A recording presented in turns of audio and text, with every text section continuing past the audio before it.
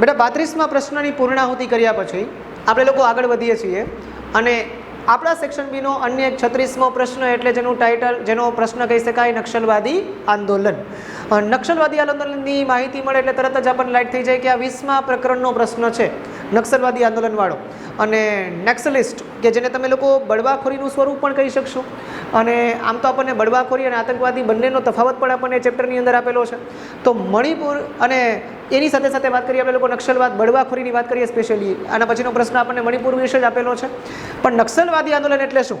શરૂઆત ક્યારથી થઈ નક્સલવાદી આંદોલનની? 2 માર્કની અંદર સંક્ષિપ્ત ચર્ચાવાળો પ્રશ્ન પરીક્ષામાં પૂછાઈ શકે એવો છે. તો યાદ રાખજો કે સૌપ્રથમ ભારતમાં ઈસવીસન 1967માં 1967 ભારત આઝાદ થયા પછી 1967ની અંદર પશ્ચિમ બંગાળ જે આપણું છે તે પશ્ચિમ બંગાળની અંદર નક્સલવાદી આંદોલન શરૂ થયું બેટા. હવે પશ્ચિમ બંગાળની અંદર નક્સલબારી નામનો વિસ્તાર છે અને આ જે નક્સલવાદ જે છે એ ત્યાંથી શરૂઆત થઈ, ત્યાંથી જ થઈ છે, એ લોકોએ જ કરી છે. એટલે એને આપણે લોકો નક્સલવાદ તરીકે ઓળખીએ છીએ. નક્સલવાદીઓને આંદોલનની પ્રેરણા એ કેમાંથી મળી બેટા? તો સ્વાભાવિક છે કે માઓ ત્સે-તુંગ. હવે માઓ ત્સે-તુંગ આપણા દેશનું નામ તો લાગતું નથી. માઓ ત્સે-તુંગ છે તરત નામ ખબર પડી જાય કે આ ચાઇનાનું નામ છે. આપણે 9મા ધોરણની અંદર એક ચેપ્ટર ભણી ચૂક્યા છીએ, પ્રથમ વિશ્વયુદ્ધ અને રશિયન ક્રાંતિવાળું ચેપ્ટર, તમને ખ્યાલ હશે.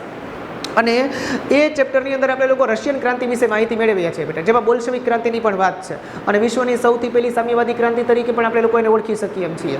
તો એમાં જે છે એમાં આપણે ક્યાંક માઓ ત્સે-તુંગની વાત સાંભળી છે. તો બસ એ જ માઓ ત્સે-તુંગે એમની વિચારધારા જે શરૂ કરેલી એ વિચારધારાથી ઇન્સ્પાયર્ડ થઈને, એટલે કે પ્રેરિત થઈને અમુક લોકોએ ભારતની અંદર પણ એવા પ્રકારની વિચારધારાઓને પ્રોત્સાહન આપ્યું, એની સાથે જોડાયા. અને એમાંથી જે શરૂ થઈ એ જે વિચારધારા છે એ વિચારધારા કેવી છે? તો કે ઉગ્રવાદી વિચારધારા છે. અને આ ઉગ્ર વિચારધારાની શરૂઆત, એના મૂળ સૌપ્રથમ ક્યાં વિકસ્યા? તો એ વિકસ્યા પશ્ચિમ બંગાળની અંદર નક્સલબારી નામના વિસ્તારમાં. અને ત્યાં ઉદ્ભવ થયા છે એટલે આપણે એને નક્સલવાદ તરીકે ઓળખીએ છીએ. યાદ રાખજો પરીક્ષાની અંદર કે આનું મૂળ ક્યાં છે, નક્સલવાદનું મૂળ ક્યાં છે? તો નક્સલવાદનું મૂળ છે પશ્ચિમ બંગાળની અંદર છે. એટલું જ નહીં બેટા, પણ જેમ જેમ સમય પસાર થતો ગયો એમ એમ આની સાથે છે એ ઘણા બધા એવા લોકો, એવા રાજ્યના લોકો છે પણ જોડાયા. જેમ કે આ વિચારસરણી એટલા જ પ્રદેશ પૂરતી સીમિત ના રહી, પણ એ વિસ્તૃત થઈ, એ ફેલાણી.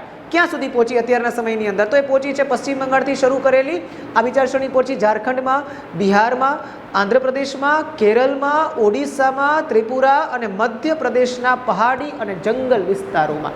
તો મોટાભાગે તો ઓડિશા, પશ્ચિમ બંગાળની આસપાસના જ રાજ્યો છે કે જે છે. આંધ્રપ્રદેશ એક દૂર છે, કેરળ એક દૂર છે, પણ બાકી બધા તમે કહી શકો તો એના નજીકના વિસ્તારો છે બેટા. ત્યાં વિચારસરણી વધારે સ્પ્રેડ થઈ છે. અને આમાં અત્યારે 2 પ્રકારના ગ્રુપ તમે જોઈ શકો છો. આપણને પરીક્ષામાં એવો પ્રશ્ન પૂછાય કે નક્સલવાદી આંદોલનના 2 ગ્રુપ આપણને ચોપડીમાં આપ્યા છે, ટેક્સ્ટબુકમાં આપ્યા છે. તો કે હા, એવા 2 ગ્રુપ છે. કયા કયા ગ્રુપ છે? તો પહેલું છે પીપલ્સ વોર ગ્રુપ, આ યાદ રાખજો નામ, પીપલ્સ વોર ગ્રુપ. અને બીજો છે માઓવાદી સામ્યવાદી કેન્દ્ર, જેને માઓવાદી સામ્યવાદી સંગઠન તરીકે પણ પરીક્ષામાં લખી શકાય. તો આ 2 ગ્રુપ છે. પરીક્ષામાં એવો પણ નાનકડો પ્રશ્ન પૂછાય કે નક્સલવાદ છે એમના મુખ્ય 2 પ્રકારો, એના સંગઠનના મુખ્ય 2 પ્રકારો કયા છે? તો યાદ રાખવાનું કે આ 2 પ્રકારો છે. એક છે પીપલ્સ વોર ગ્રુપ અને એક છે માઓવાદી સામ્યવાદી સંગઠન અથવા તો કેન્દ્ર. એટલે બહુ નાનકડી માહિતી સાથે શરૂઆત ક્યાંથી થઈ, ક્યારે થઈ, સાથે સાથે કેમાંથી પ્રેરણા મળી અને આ વિચારધારા છે એનું મૂળ ક્યાં છે અને હાલમાં એ ક્યાં પ્રસિદ્ધ થઈ છે, એના મુખ્ય 2 ગ્રુપના નામ કયા? એટલે વાર્તા પૂરી. આ પ્રશ્ન આપણો આટલો છે નાનકડો, સરસ મજાનો.